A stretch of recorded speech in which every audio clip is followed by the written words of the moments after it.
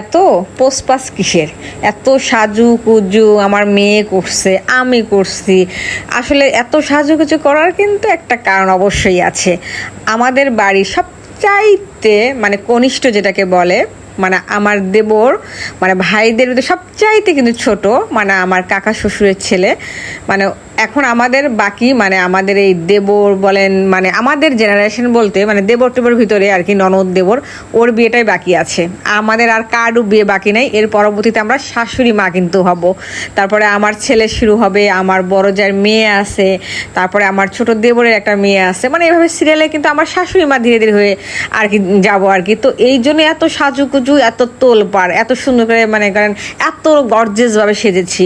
কারণ একটাই মানে এটা যে সুযোগ একটাই, বারবার কিন্তু সুযোগ আসে না। যেহেতু লাস্ট এটা আমাদের বিয়ের, এটা পারফরমেন্স করা, একটু সাজুকুজু। এরপর তো শাশুড়ি মা হব, তখন তো সাজলেও মানুষ নিন্দা করবে, এই শাশুড়ি এত কেউ সাজে।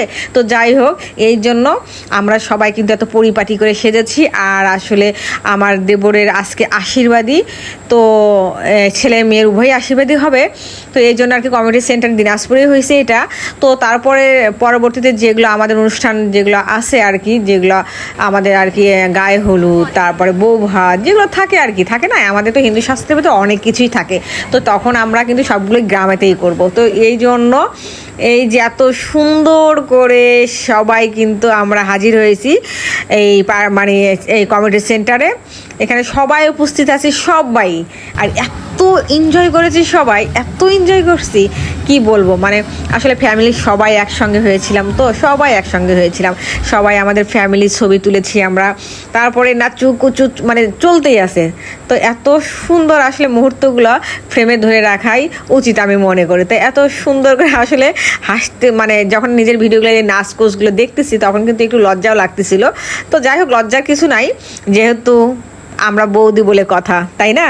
তো এরপরও তো শাশুড়ি হব, তখন কিন্তু এভাবে আর সাজগোজ হবে না। তখন আমি ভাবতেছি আমরা তখন তাঁতের শাড়িগুলো আছে না, তাঁতের শাড়ি পরবো, বলছি তাঁতের শাড়ি পরবো, সবাই একটু বৃদ্ধ হব না, তখন একটু বৃদ্ধ বৃদ্ধ ভাব না হলে তো হবে না, শাশুড়ি মা বলে কথা। তো তখনকার সাজ তখন দেখা যাবে। তো আমরা বলতেছি যে বড় যা ছোট যা সবাই মিলেমিশে হাসতেছি যে দিদি আমাদের কিন্তু এই সাজটাই কিন্তু লাস্ট সাজ, কারণ এরপর তো আমরা শাশুড়ি হব, এরকম তো আমরা নাচুকুচু করতে পারবো না, চলুন আমরা এই সুযোগে নাচটা সেরে দেই। তো যাই হোক, শাশুড়ি মাও ছিল, ছেলে ছিল, মানে তার ছেলে, তার ছেলের বউ, সবাই আসলে সবাই নাচতেছিল, আনন্দ সবাই করতেছিল। তা আসলে যে মুহূর্তগুলো ফ্রেমে ধরে রাখার মতোই, কিন্তু এইগুলো কিন্তু একটা স্মৃতি। এক সময় অনেক মানুষের ভিতর থেকে আমরা হারিয়েও যাব, তাই না? এগুলো এক সময় শুধু স্মৃতি হয়েই থাকবে, আর কিছু না। আসলে এই যে সুন্দর সুন্দর মুহূর্তগুলো আমরা কিন্তু মাঝে মাঝে অনেক সময় মিস করে ফেলি।